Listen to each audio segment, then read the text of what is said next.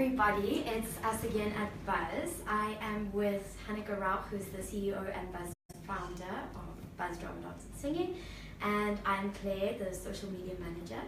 And today we are going to discuss bringing creativity to the classroom. Normally we focus on moms and dads out there, so we just thought we'd have a chat to teachers today for a change. Yeah, contribute something to the teacher game. Yes. Some practical, very simple, creative top tips to bring learning alive and have fun with it. We also know now that the curriculum assessment policy statement, curriculum for children, the actual South African curriculum says that in the life skills document, in other words, that's everything outside of maths and language. Yeah. In the foundation phase, everything outside of counting and language should have character play, should have music, should have movement, should have drama elements. Like that's now actually in the curriculum. So it's really important. It's very important. It's quite and you chat to teachers and they say, well, I'm not a trained actress and I don't feel comfortable singing and I feel silly. And so I think there's really a need to bring that basic creative little top tips into the classroom and give teachers some tools to actually answer to the demands of our national curriculum that says that it is now compulsory to bring learning alive in this fun way. So that's what we're all about. I didn't know. I actually didn't know about that. So when you say bring learning alive, what exactly does that mean? So it's our little, it's a little bit of a catchphrase which we've developed over 5 years of, what really happens to learning when you infuse it with creativity, when you bring performing arts elements and creative arts elements into learning. Then you actually make it come alive for all children, because we do know that there are some kids that learn very well in traditional, very academic, very formal setting and way, and that's fantastic. But we also know that there are all different types of children in every average classroom out there. There are some children that really, really actually struggle to sit still. Yeah. Often they're just labelled as naughty. There are some that actually do need to learn physically. There are some that need to learn in quite an abstract way. There are some that are more verbal than others. And every type in between. And I just want to frame this conversation that we're very, very much talking about a pre-primary school child and or teacher, and also your junior primary. So I would say this conversation is very much for anything, teachers teaching anything between 3-year-old children to 9. I know that the game kind of changes after that, and that's a separate conversation we'll also have. But somewhere between 3 and 9 years old, that's where our little tips today will come from. And just to also frame again why we think that we're cheeky enough here today to yet again stand and preach. It's just because of the extensive school of hard knocks that we've been through. I think that working on the front line with children in various settings, as Buzz has done through the years, and also myself personally and the people that I've surrounded myself with, different socioeconomic circumstances, different type of levels of discipline and focus in children, different countries, literally, different languages that I've been exposed to. And so through this, it's a very practical, hands-on little manual I've developed, and I'll pass these skills on to a lot of teachers that I work with, teachers not only within Buzz, but teachers within the bigger education space in general. So just to say why we think that some of these tips are actually legitimate and try it out, That's the thing that we want people to know. So what are these tips? I'm very curious now. So there's so many. There are so many. It literally, when I do this work with teachers, there's literally around 20 top tips that I'll give them in a 2-hour session. Right. But I want to focus on 4 today. The first is physicality. Oh, okay. Then I want to talk a little bit about simple character play, and imagination, and also not being afraid to be wrong. Those are the 4 things. So we're talking about physicality, character play, imagination, and I'll explain all of these, and then also there is no wrong.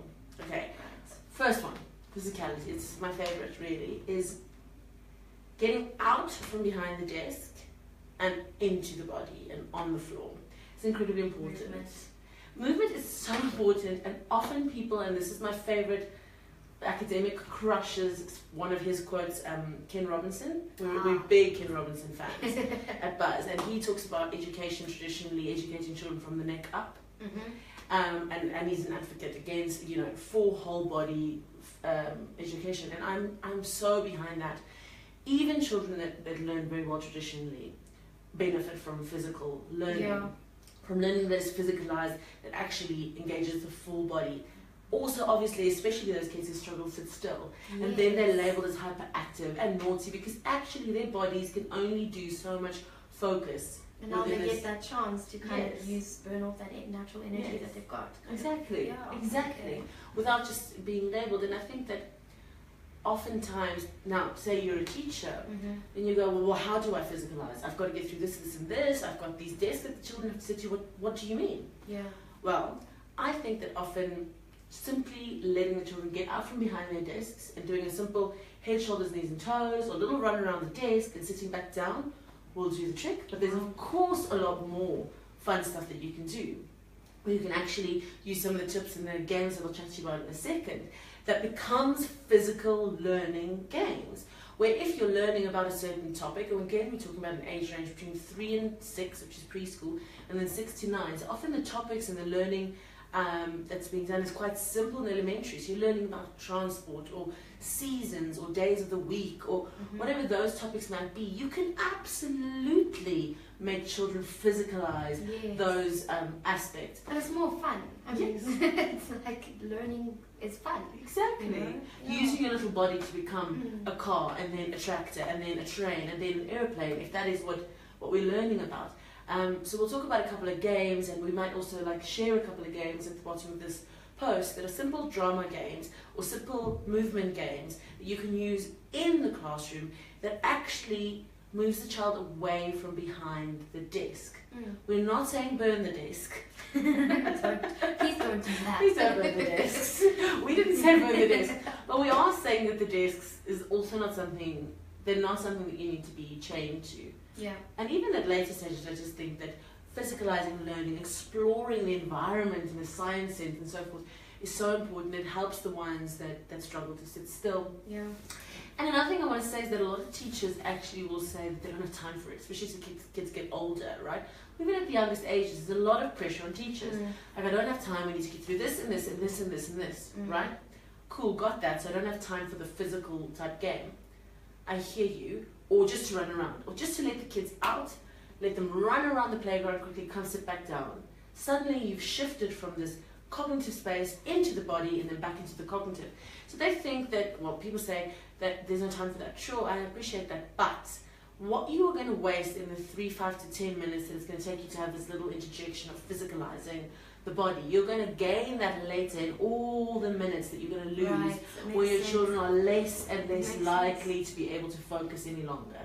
Especially when they're little. Especially when they're little. Break times are not enough, we know that. And children also don't necessarily physicalize enough within break times. Unfortunately, little boys run around a lot, but little girls, you know, all the reasons that we have around that. But my point is we have to actually make children use their full body, and it helps the brain as well. So we're not talking about everything being silly and floppy.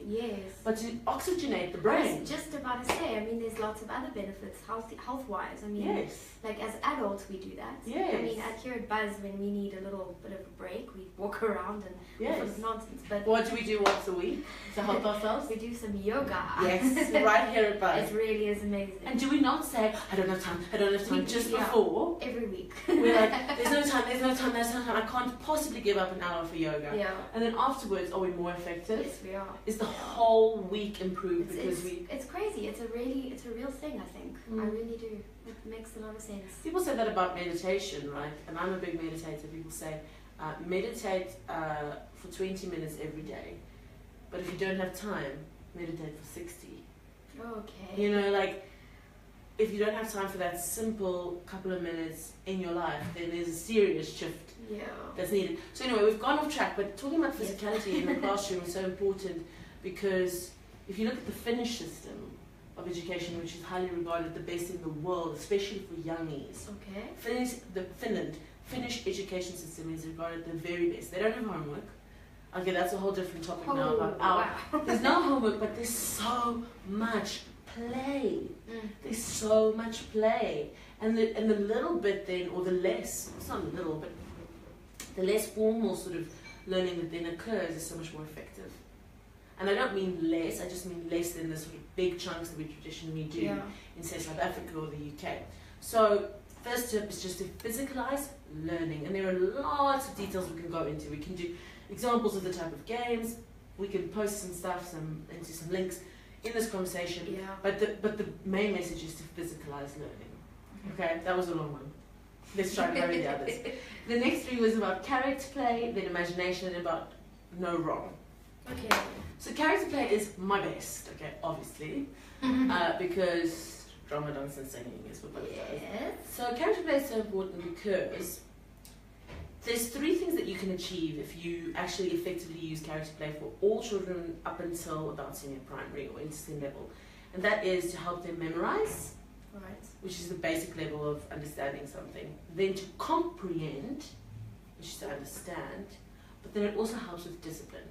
I really believe that you can employ character play for comprehension, for memory, but also for discipline. Oh, well, we see it all the time at Buzz with our buzzers. Exactly. It's a real thing. Yeah. It's actually super powerful. People don't really use it. Let me give you an example. So say your topic that you're busy learning about, or that you're busy teaching your children about, right? In your classroom, in your grade 0 to R classroom, you're teaching them about animals. It might be safari type of animals, or it could be fish under the sea, or whatever it might be, right? But there's a certain topic. What you can do for that period, that's what you're learning about. Whether that's the water cycle, or whatever it is. Let's say it's African safari animals, right?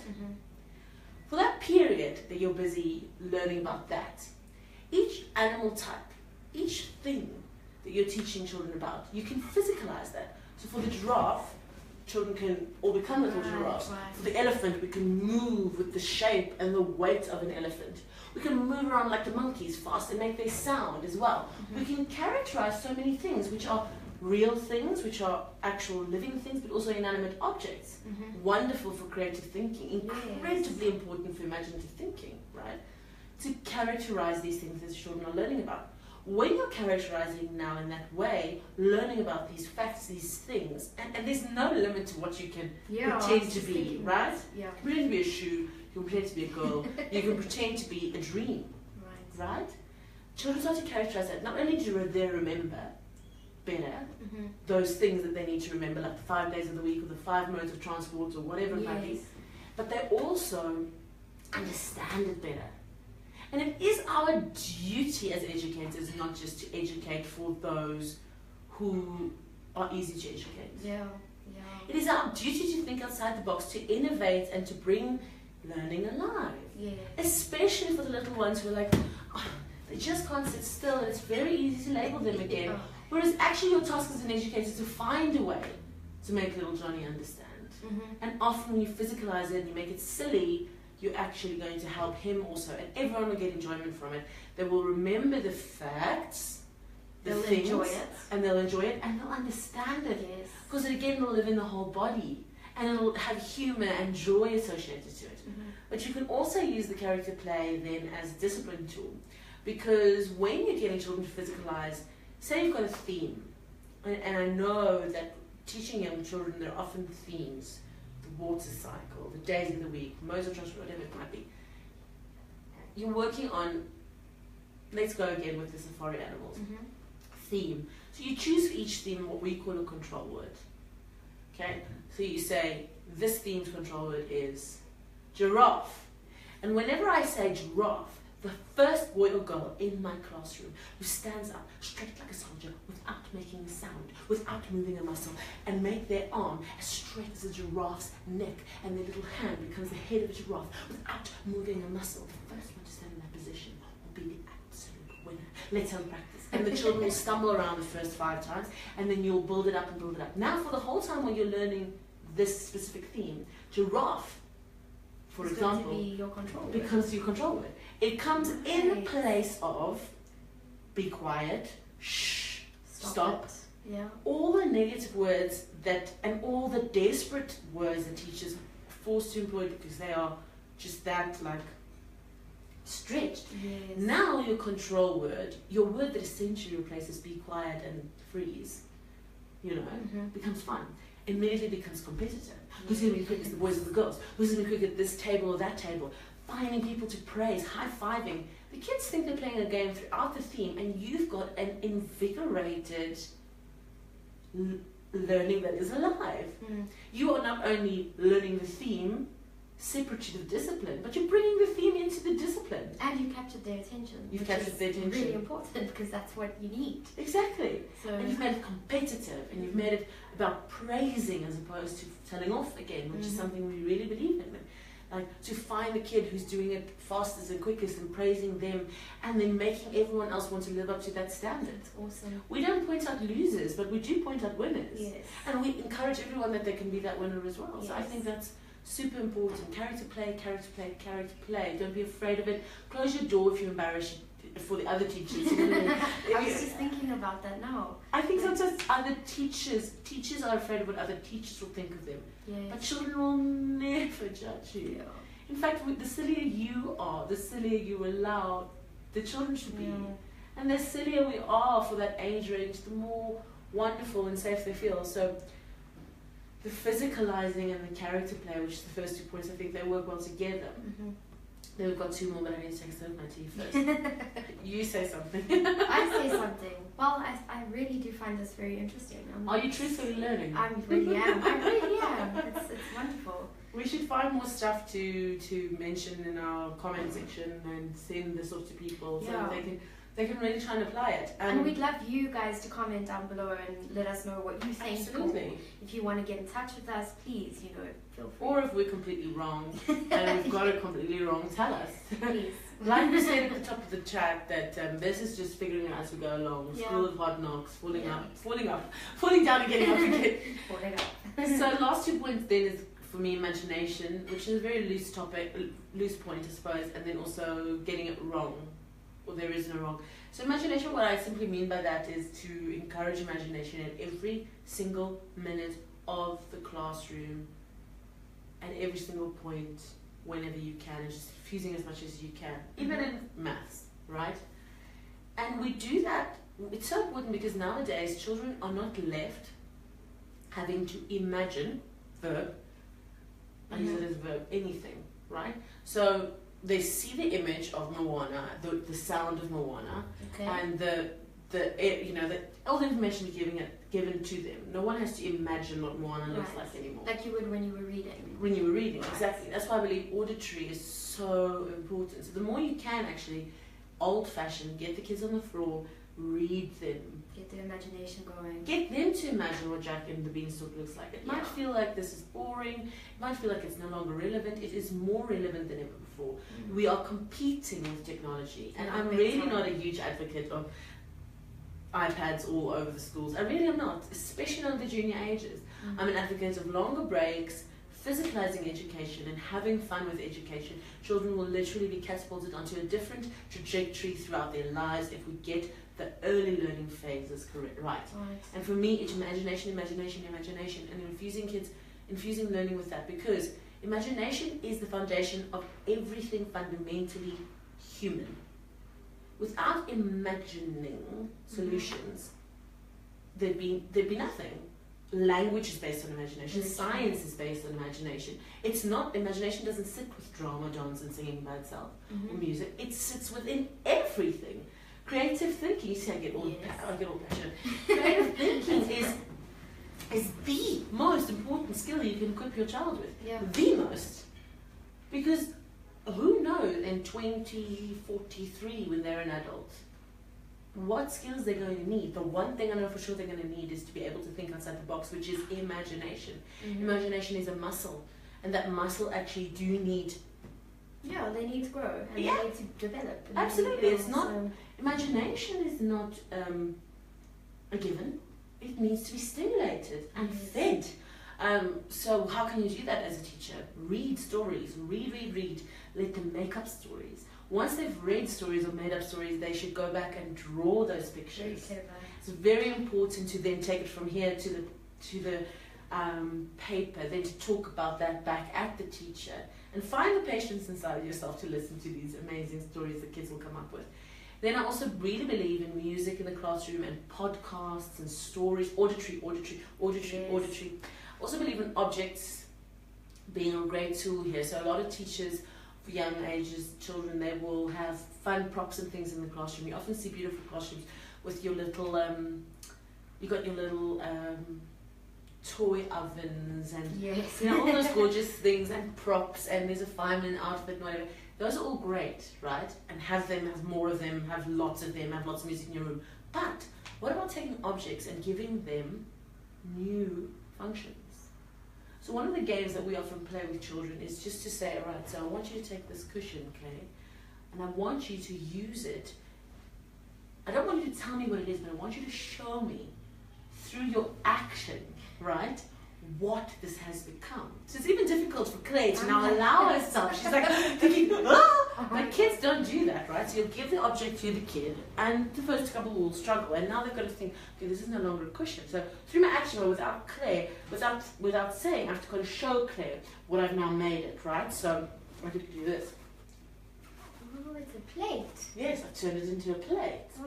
So I've made my brain and Claire's brain think creatively, creative vocabulary and thinking out. That's how you do it, is by assigning new meanings to, and as soon as I've done that, the first child or the first teacher, now the next kid feels more willing to try it. Come on, Claire. No, that's okay. You can. Let's encourage people to try. Make it something new.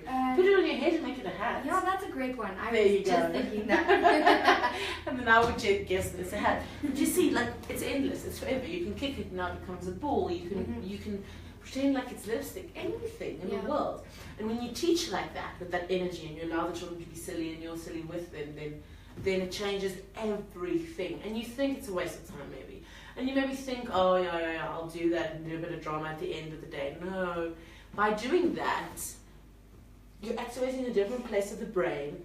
And there's a few kids in your classroom, I promise you, that will do better at their sums later, because you've activated different parts of their brains. It's the same thing with physicalizing movement. Sorry, I'm just talking over you always. No, that's fine. No, I was agreeing with you big time. Like, it makes a lot of sense. Yeah, it gets me so passionate, this stuff. I really, I can't tell you how much I believe in what I'm saying here and how I've seen it in action for kids. Yeah. So physicalizing was the first one, character play. Then it was about objects and imagination. And the last one for me is just there is no wrong. So I think the reason why getting your own library of drama-based games, and I specifically say drama, and here I don't include singing or music or dancing even. I'm saying drama with a purpose, is because it's only in drama-based games really where right and wrong becomes a non-event. That's the beauty of theatre. That's the beauty of drama. In what way? That's the reason why it's important in education, because everything else that a child can learn or do or say, no matter how inclusive we try to be, there's either 1 + 1 is either 2. It can't really be 3, 4, or 5, can it? Like, you either get it right or wrong. You either understood that was, even at the most elementary level, that this is blue and that this is brown, right? Sorry, I couldn't find it. Because it was blue.